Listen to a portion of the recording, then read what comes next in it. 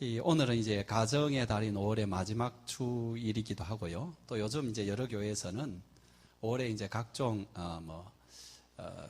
어린이의 날, 그죠? 어린이 주일, 그 다음에 부모의 주일, 이런 교사의 주일, 이런 것들을 지키면서 요즘은 이제 마지막 주일을 부부의 주일로 지키는 그런 어떤 교회들도 많이 있는 것 같은데, 교회력으로 볼 때에 오늘은 굉장히 중요한 날입니다. 바로 성령 강림 주일이죠. 우리 예수님께서 십자가에 못 박히신 그 유월절, 그날로부터 50일째가 되는 날이 오순절인데, 이날에 성령님께서 임하시고요. 또 성령님이 임하시자 저와 여러분의 모태가 되는 이 교회가 탄생하게 되었죠. 오늘 본문에 이제 사도행전 10장인데 이 본문의 별명이 뭐냐니까 가이사라의 오순절이라 이렇게 불리는 그 사건이 이제 기록이 되어 있습니다. 무슨 말인가 하니까 성령님께서 제일 처음에 오신 곳은 예루살렘인데 거기에는 유대인들에게 그렇게 성령님이 오셨습니다. 이제 이방인에게 최초로 성령님이 오신 곳이 바로 이 가이사라의 고넬료의 집입니다. 성경에 보게 되면은 사도행전에 성령님이 오신 그것이 4번이 그렇게 기록이 되어 있습니다. 첫 번째가 좀 전에 말씀드린 대로 오순절 다락방에서 예수님의 제자들과 또 거기 추종하는 그 120명의 사람이 하나님 앞에 간절히 기도하는 중에 예상치도 못했는데 성령님이 갑자기 임해가지고 그들이 방언을 하고 여러 가지의 이적적인 초자연적인 현상이 일어나게 되고 그들의 마음이 불이 충만해서 그때부터 복음을 전하게 되었죠. 두 번째로는 사마리아의 제자들이 이렇게 모여 있는데 거기서도 예상치 못하게 성령님이 갑자기 이렇게 그들에게 임하셔서 또 역사가 일어나고, 그리고 세 번째로는 이 이방인인 고넬료 집에서 베드로를 통해서 말씀을 듣고 있는데 성령님이 내려오셨습니다.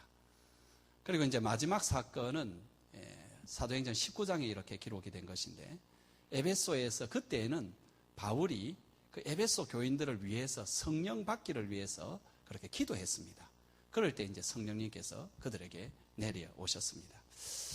그 가운데 이제 오늘의 이 사건은 두 가지 면에서 좀 특징이 있는데, 하나는 좀 전에 말씀드린 대로 이방인에게 내려진 그런 어떤 성령님이라는 그런 특징.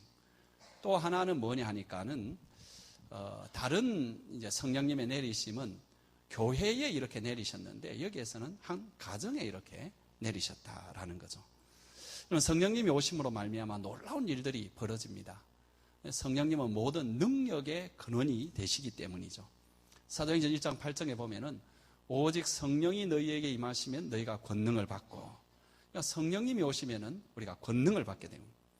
권능을 받아서 복음이 막 전파가 되고 교회가 세워지게 되고 만방으로 주의 이름이 능력 있게 이렇게 확장되어 나가는 그런 역사가 일어납니다. 근데 그것뿐만 아니라 성령님이 오시면 한 개인적으로도 많은 변화가 일어납니다. 그리고 한 가정적으로도 변화가 일어납니다. 그런 의미에서 오늘 본문에 나오는 이 가이사라의 오순절, 이것의 특징은 교회도 아니고 한 개인도 아니고 한 가정의 성령님이 임하신 이 사건. 그래서 그 가정을 온전하게 세워주시고, 이제 성경에 더 이상 기록을 하고 있지 않지만은 이 가정이 복음을 위해서 귀한 어떤 역할을 한 것은 자명한 것입니다. 오늘날 이 가정들은 어떻게 보면 꼭 회복이 되어야만 되는 그런 상태에 있습니다. 미국의 신문에 결혼 반지를 빌려드립니다라는 그런 광고가 나와 있는데, 한편으로는 가난한 사람들에게 빌려준다 그런 뜻도 있지만은, 여러분 그 의미가 또 어떤 뜻이냐니까 오늘날 결혼을 하게 되면은 많은 경우에 있어서 끝까지 가지 못하고 중간에 이렇게 끝이 나는데, 그렇게 결혼 반지를 꼭 살 필요가 있느냐, 빌려서 쓰다가 깨어지면 그냥 이런 그런 어떤 농담거리가 있습니다. 그런데 이런 이야기가 미국만의 이야기가 아니고 지금 한국의 이야기입니다.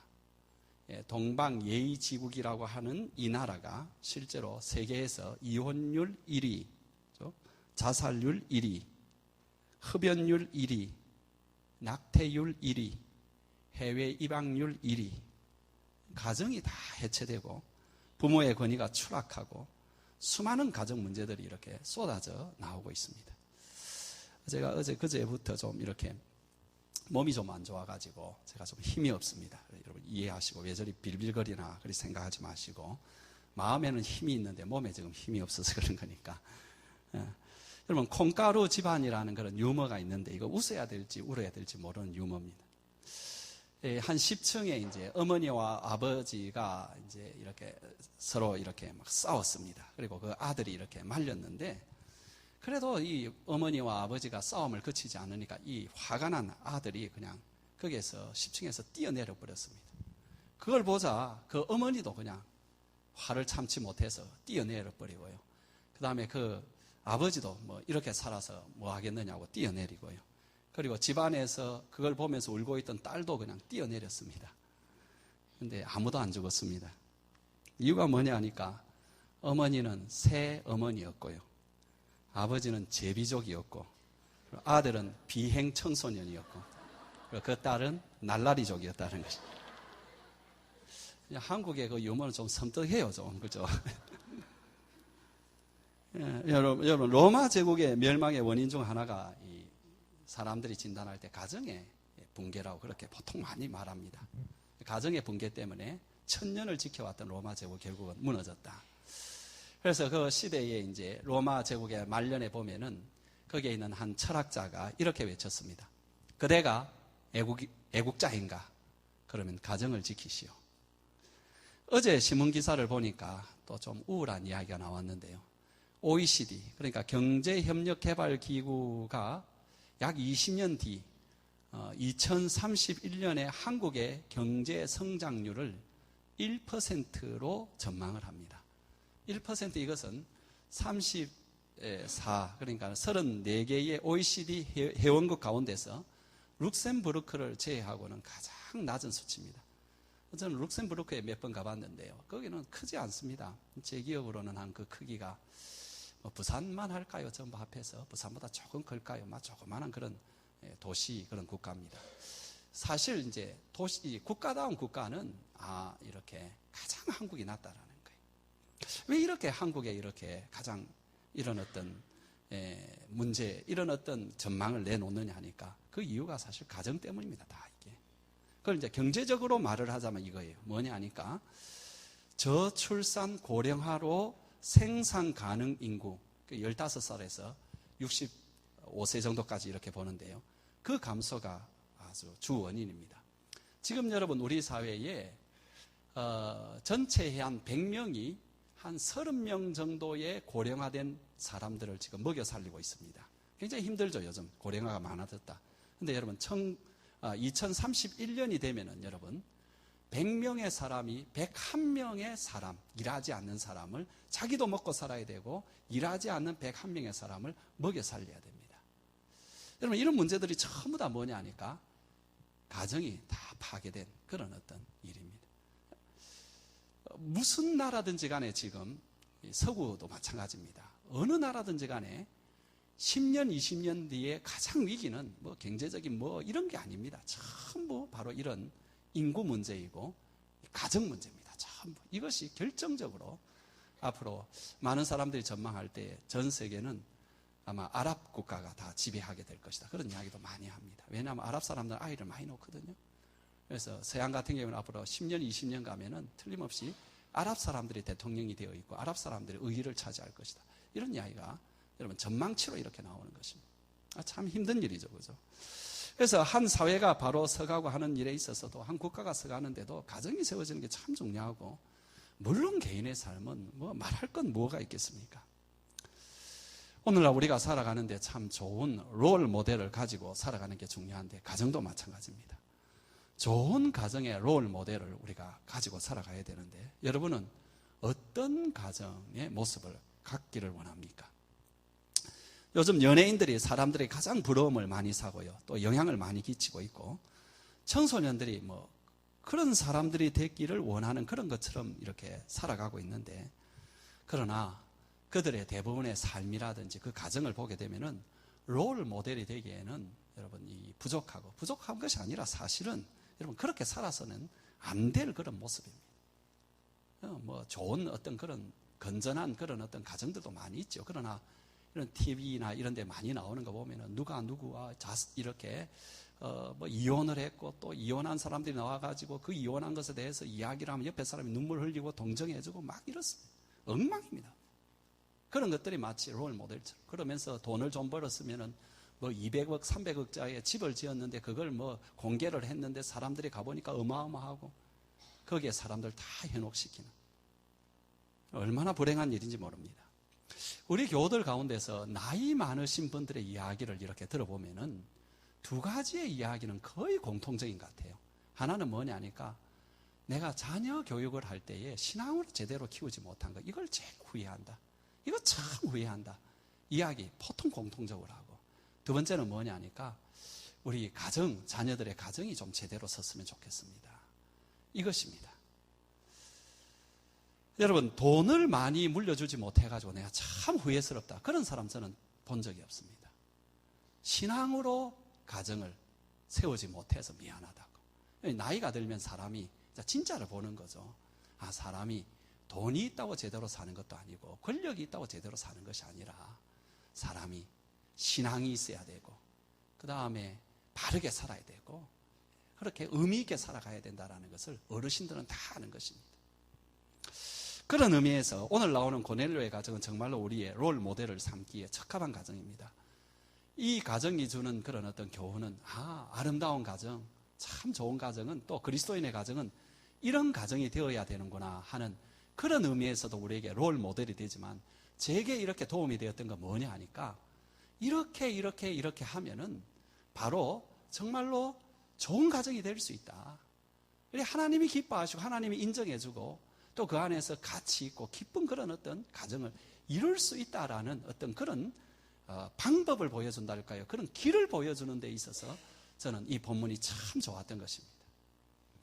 사랑하는 성도 여러분, 앞서 말씀드린 대로 많은 가정이 여러 가지로 허물어져 버렸는데 어떻게 하면 우리는 다시 한번 하나님께서 원래 주셨던 그 아름다운 가정으로 회복시키고 돌아가고 세울 수 있겠습니까? 오늘 이 고넬료 가정을 통해서 우리에게 주는 이 귀한 하늘의 지혜를 저와 여러분이 다시 마음에 받아서 우리 가정을 다시 세우고 또 하나님 나라를 세우는 저와 여러분 되길 주의 이름으로 축원합니다. 여러분, 가정이 특별히 우리 그리스도인 가정이 제대로 서려면은 무엇보다도 하나님을 절대적 우선순위에 꼭 놓아야 됩니다. 그러면 아무리 환경이 안 좋고 문제가 있고 어렵더라 하더라도 하나님께서 꼭 회복시켜 주시고 세워 주십니다. 이 고넬료 가정은 이런 어떤 신앙을 갖기에는 상당히 좀 불리한 조건에 있었습니다. 여러분 아시다시피 고넬료는 이방인입니다. 이방인이라는 말은 그에게 있어서 신앙적인 어떤 뿌리가 있는 것이 아니고 또 어떤 믿음의 어떤 개성이 있는 것은 아니라는 거죠. 신앙적인 가정에서 자란 사람들은 신앙적인 유산을 물려받는 것이 얼마나 소중한지 잘 모릅니다. 그러나 저 같은 경우에 있어서 중간에 예수를 믿는 경우에 있어서는 그 귀중함을 압니다. 저는 중학교 3학년 때에 처음 신앙생활을 할 때에 그리고 그 뒤에 계속해서 참 저의 마음속에 가장 부럽고 늘 이렇게 기도했던 것이 있습니다. 뭐냐니까 나도 기도하고 성경 말씀 보는 저런 부모님들, 이렇게 그런 부모님 밑에서 내가 이렇게 자랐으면, 그럼 단지 그냥 교회 나오니까 딴 사람이 이렇게 보기 좋은 것이 아니라 제가 신앙에 깨달아질수록 그런 생각이 들더라고요. 근데 하나님께서 그 기도를 들어주셔서 그 뒤에는 이제 또 기도하시고 성경을 많이 보시는 그런 부모님 주신 것, 또 그런 어떤 가정의 아내를 맡게 된 것, 그런 거 제가 참 감사합니다. 하지만 저 자신에게 있어서 늘 아쉬운 게 뭐냐니까 어릴 때부터 신앙 교육을 받았으면 좀 더 잘 이렇게 신앙생활 할 걸, 그런 생각이 아쉽습니다. 어쨌든 이 고넬료는 그런 자리에 있지 못했고요. 두 번째로 이 고넬료는 상당한 지위, 백부장의 지위에 있었다라는 것입니다.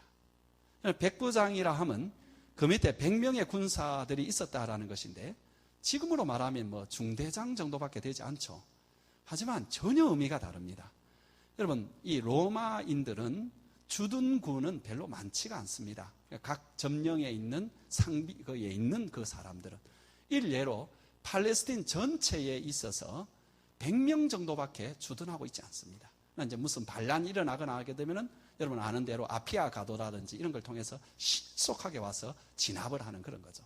그러니까 여러분, 이 고넬료라는 사람은 가이사라에 있으면서 그 전체 군대의 장이었다는, 지금으로 말하면 지역사령관이었다는, 정복을 한 그런 사람이 정복을 당한 민족의 어떤 것을 따라가는 것은 쉽지가 않습니다. 그 종교나 문화를 불허하고 따라가는 경우가 거의 없습니다. 왜 그러느냐 하니까 혹 마음이 있어도 체면이 그것을 허락하지 않기 때문에 그렇죠. 더군다나 지위가 높으면 더 그렇습니다.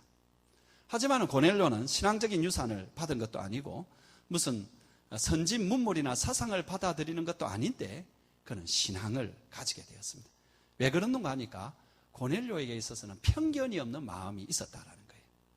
그는 항상 열린 마음이 있었습니다. 그냥 진실한 것을 진실한 것으로 이렇게 볼 줄 아는, 정직하게 생각할 줄 아는 그런 마음이 그에게 있었던 것 같습니다. 그걸 우리 주님의 표현에 따르면은 마음이 가난한 자다 그랬죠. 마음이 가난한 자는 복이 있나니. 이 말처럼 그 마음이 가난한 소유자였습니다. 자기들의 말굽 아래에 짓밟히고 살고 있는 유대인들이지만은 그들이 섬기는 그 하나님에 대해서 조금씩 소문을 듣게 되었을 때에 그 하나님이 참 거룩한 분이고 진리이다는 것을 깨달지 않을 수가 없습니다. 그들이 평소에 섬기던 로마 신들과는 전혀 차원이 다른 어떤 분이시고 정말로 그분과의 관련된 것은 그 어떤 것도 허풍이었고 거짓이 없다라는 것, 인간이 뭔가 만들어낸 이런 것들이 없다라는 것을 그 마음속에 정직하게 할 수밖에 없습니다. 그래서 그는 그 하나님을 창조주 하나님으로 인정하지 않을 수가 없었죠. 사랑하는 성도 여러분, 우리 가운데는 체면 때문에 신앙을 제대로 갖는 것을 불편해하는 사람들이 꽤 많이 있습니다. 내 체면, 내 신분, 내 사회적 지위 때문에 신앙의 문제를 일부러 이렇게 회피하거나 소홀히 합니다. 내 직장 생활, 내 사업 때문에 주님과의 간격을 일부러 벌려놓고 그렇게 살아갑니다. 내 가정의 분위기, 전통으로 내려온 내 가정의 종교, 뭐 이런 것으로 하나님과의 거리를 두고 계신 분들이 꽤 많이 있습니다. 그러나 고넬료는 그렇게 하지 않았습니다. 자기의 높은 신분이나 지위, 사회적 체면과는 상관없이 살아계신 하나님 앞에 무릎 꿇을 수가 있었습니다.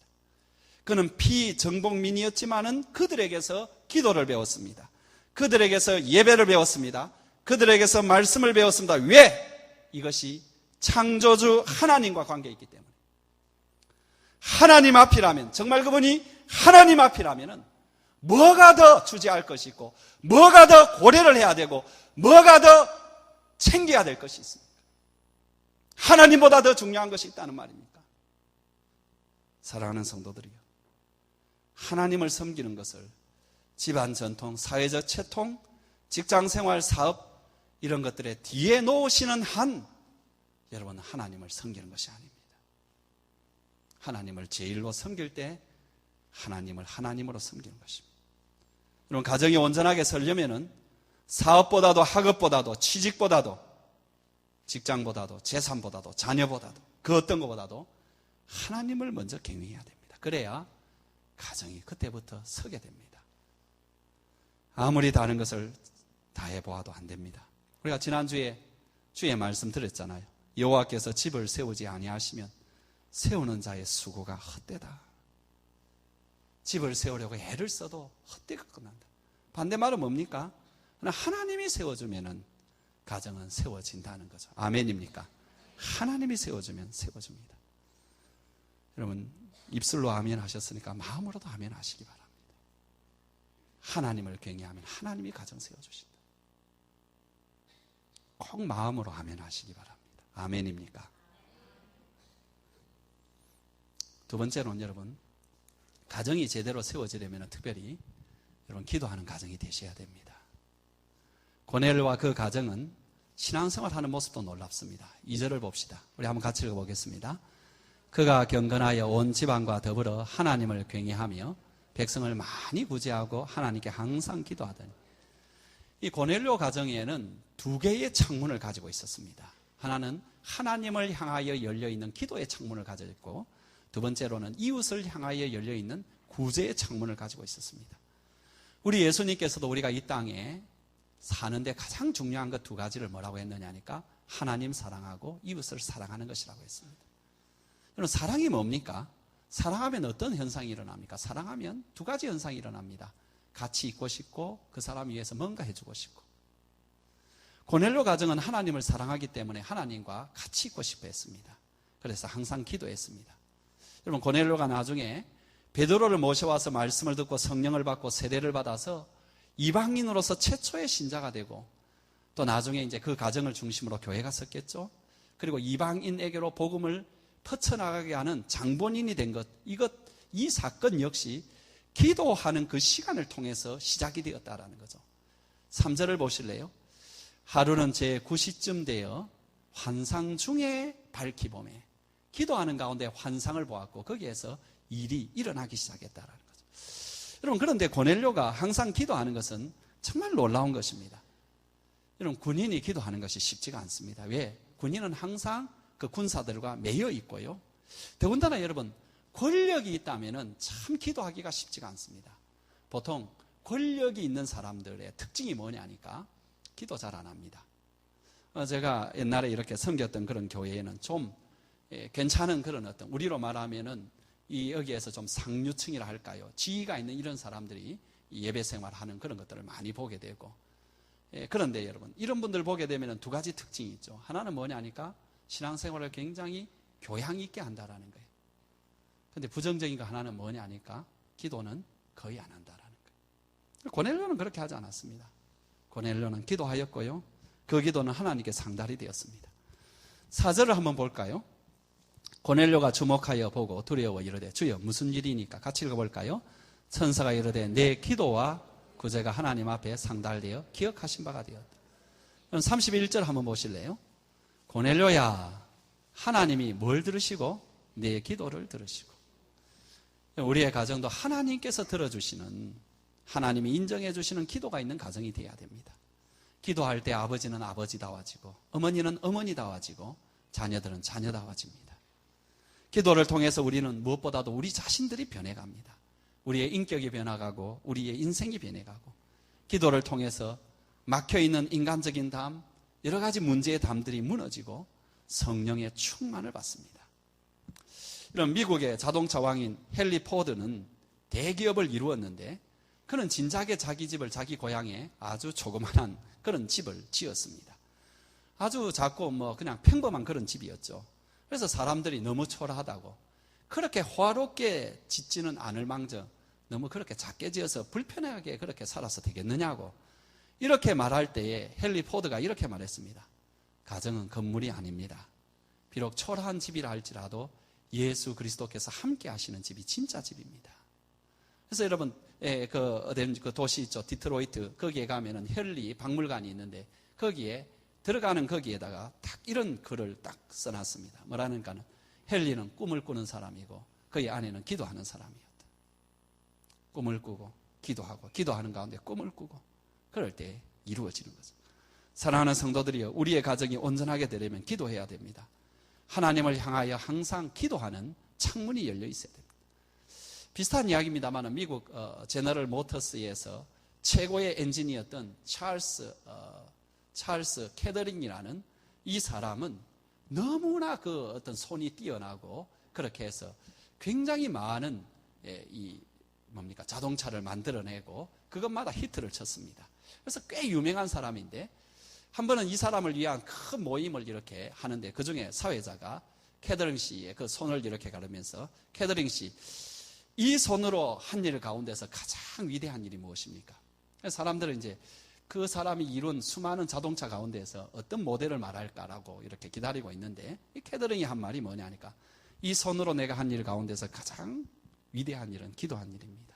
가장 중요한 일은 기도하고 있는 이 일입니다.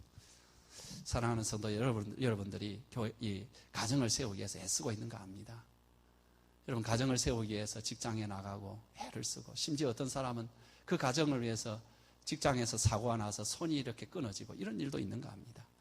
또 여러분, 집안에서도 청소하고 빨래하고 아이들 이렇게 하고 이거 합니다.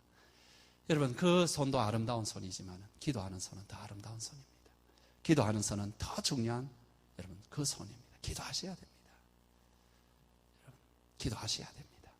그러기 위해서 여러분 앞으로 이사를 한다면 꼭 교회에 더 가까이, 한 발자국이라도 가까이 오시기 바랍니다. 교회가 가까이 있어야 그래도 기도하는 삶을 삽니다. 근데 제가 말씀드리고 싶은 것은 그런 마음을 가지고 기도해서 가까이 오신 분들 가운데 기도 안 하는 분들 꽤 있죠.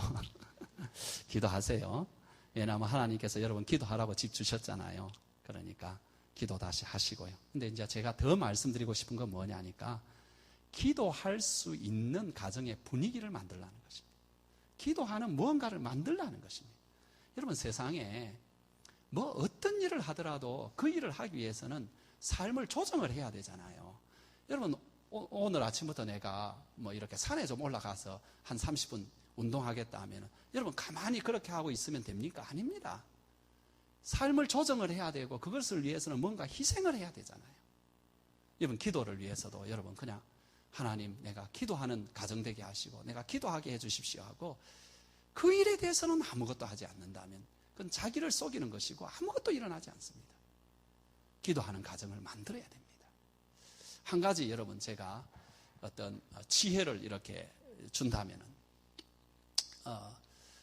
여러분 존 웨슬리, 요한 웨슬리 그죠? 감리교의 창시자이고 또 찰스 웨슬리 이 두 사람은 형제인데요. 참 우리 기독교 역사에서 너무나 위대한 두 사람이죠. 근데 이 사람은 사실은 17명의 형제들 가운데 2명입니다. 그 어머니 수산나라는 여인이 17명, 낳아도 너무 많이 낳았죠. 그죠? 그래 낳았는데 그 아이들을 이 수산나가 키웠습니다. 어떻게 키웠을까요? 참 잘 키웠습니다. 그래서 이 위대한 인물들이 나오고 그러거든요. 근데 여러분 이 수산나가 그들을 키울 때에 기도로 키웠습니다. 이 말까지 하면 여러분들이 기도로 키웠구나 그렇게 생각할 겁니다. 그러나 여러분 17명의 아이를 데리고 기도한다라는 게 가능합니까? 여러분들은 지금 1명, 2명 낳아놓고도 기도할 틈을 못 얻잖아요. 3명만 넘어가면 여러분 완전히 그죠? 완전히 혼돈이고 그죠? 여기 4명 넘어간 우리 형제 그죠? 그런데 17명의 아이를 데리고 기도했다라는 거예요. 그는 그 기도를 위해서 여러 가지가 있었는데 한 가지만 제가 말씀드릴게요. 어떤 했느냐니까 아이들에게 어릴 때부터 교육을 시켰습니다. 뭐라고 교육을 시켰느냐니까 너희들이 엄마를 찾을 때 엄마가 필요해서 엄마를 찾을 때에 만일 엄마가 앞치마를 이렇게 딱 머리에 두르고 그렇게 있으면은 내가 하나님께 기도하는 줄 알아라. 딴 건 몰라도 그 시간은 네가 방해하지 않는다. 그래서 아이들이 가가지고 엄마하고 들어갔는데 엄마가 앞치마를 두르고 이렇게 있으면은 아이들이 조용히 나왔다라는 거예요. 그래서 기도하는 시간을 확보를 했다라는 거예요. 여러분 지혜가 있으면 마음이 있으면 이게 다 됩니다. 마음이 있으면 돼요. 그래서 여러분 가정을 기도하는 가정을 만들자. 그런데 각자가 생각하면 안 돼요. 왜? 남편하고 아내가 다르니까. 그러니까 오늘 여러분 집에 가면은 여기 부부로 계신 분들은 집에 가서 우리가 기도하는 가정을 위해서 어떻게 할까? 그래서 서로 한번 의논도 해보시고 그렇게 해야 뭐라도 좀 변하지. 맨날 듣는 것만 하고 아무것도 변하지 않는다면은 참 불행한 일 아니겠습니까? 그러니까 여러분 기도하는 가정 만드시기 바랍니다. 세 번째 여러분 중요한 게 뭐냐니까 가정을 세우려면 자꾸 우리 가정이 이렇게 잘 세워야 되겠다 생각하면 안 돼요. 자기 가정만 생각하면 절대로 가정이 안 서요. 신기하게 여러분 가정이 잘 서 있는 가정 한번 가보세요. 어떤 가정인가? 다른 사람한테 많은 걸 나누어주고 봉사하는 가정입니다. 다 공통점이 있습니다. 희한하게 신기하게 다른 사람을 이렇게 섬기는데 희한하게 그 가정이 이렇게 씁니다. 그래서 여러분 우리 교회는 이제 목장을 해서 이제 1년 조금 지나서 아직까지는 그런 많은 증거가 나오지 않고 그래도 증거들이 나옵니다. 제가 얼마나 그런 걸 보고 기뻐하는지 모릅니다. 하여튼 그러나 이제 목장의 이런 어떤 가정교회를 오래 한 그런 어떤 교회들을 보게 되면은 한 가지 공통적인 게 뭐냐 하니까는 목자 가정이 다 복을 받는다라는 거예요.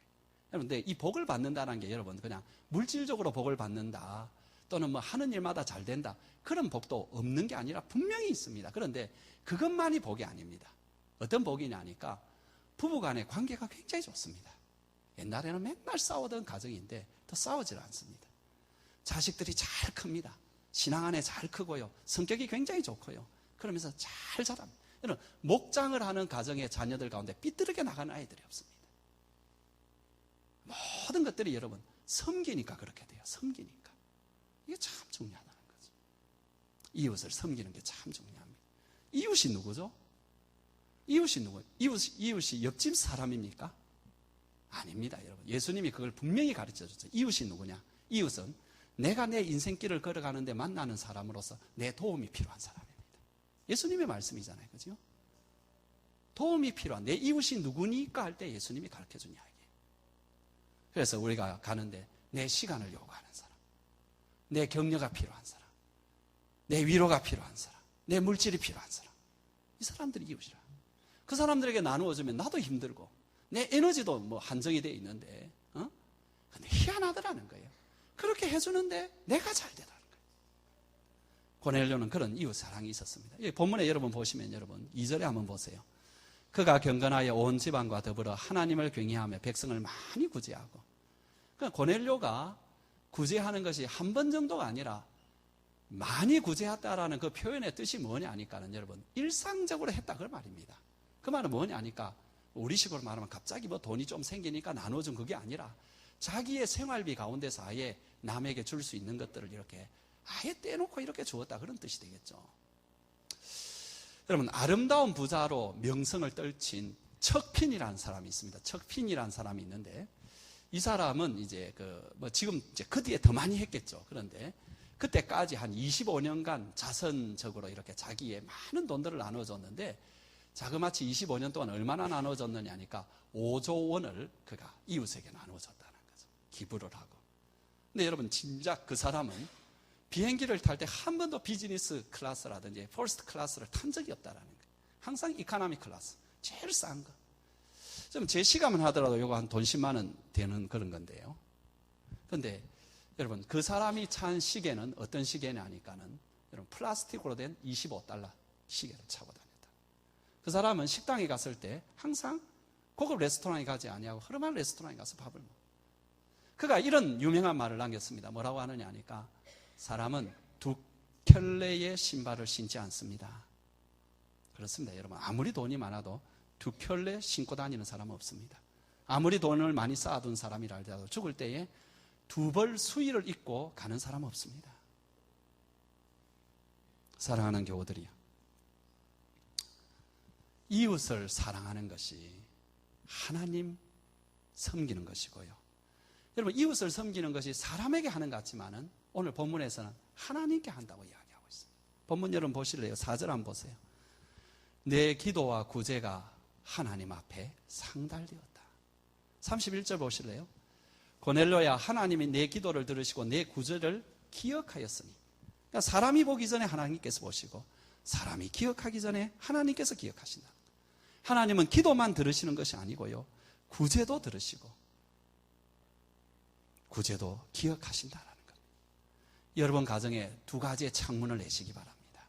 하나의 창문은 기도의 창문을 내시고 또 하나의 창문은 나눔과 섬김과 구제의 창문을 내시는 여러분 되시기 바랍니다. 마지막으로 여러분, 진정한 아름다운 가정으로 거듭나기 위해서는 마지막으로 성령의 충만과 임재가 있어야 됩니다.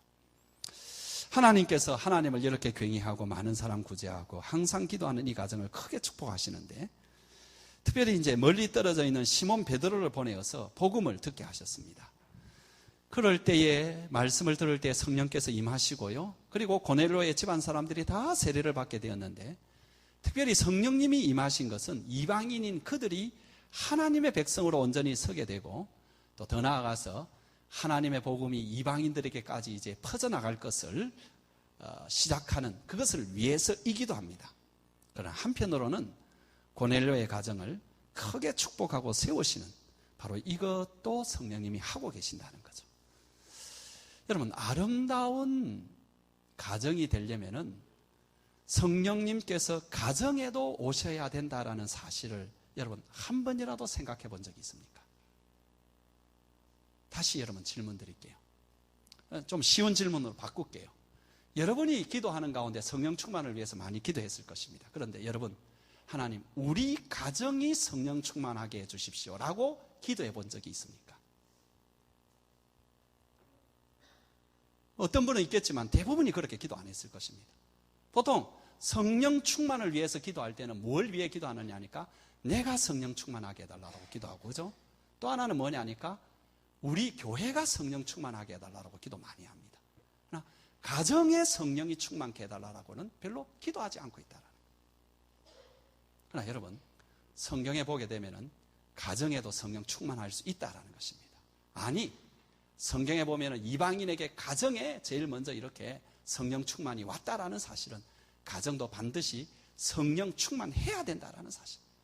교회에 성령 충만하지 아니하면 그 교회가 교회답지 않듯이 가정이 성령 충만하지 아니하면 그 가정이 제대로 될 수가 없다라는 것입니다.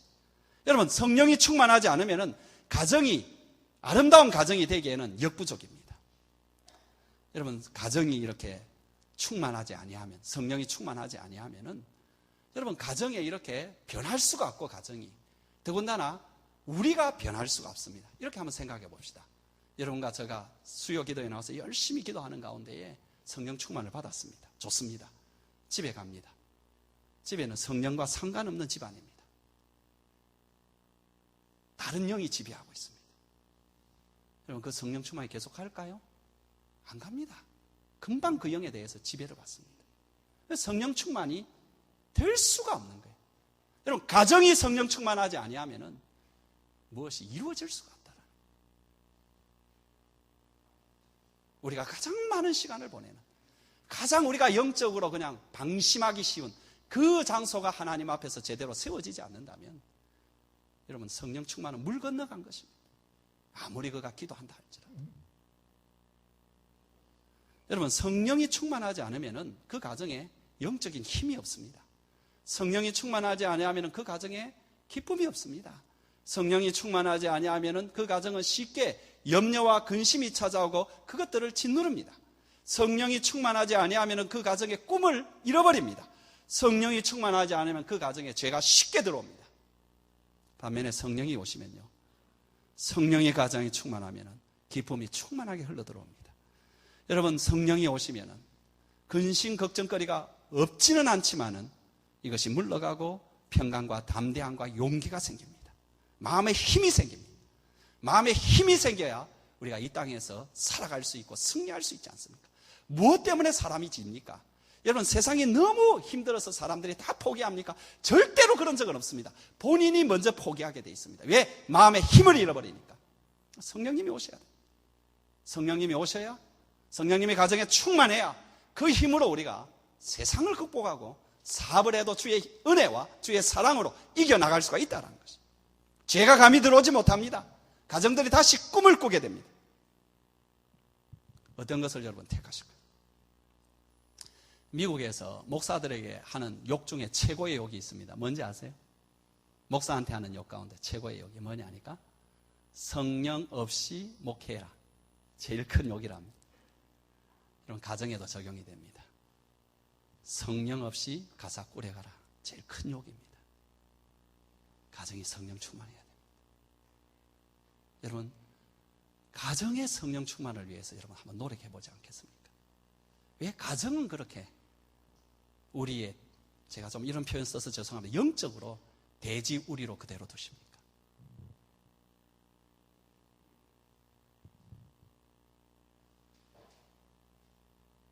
가정이 제일 중요합니다. 가정이 제일 소중하다고 말하는 여러분, 정말로 소중하면 성령 충만한 가정 이루셔야 돼요.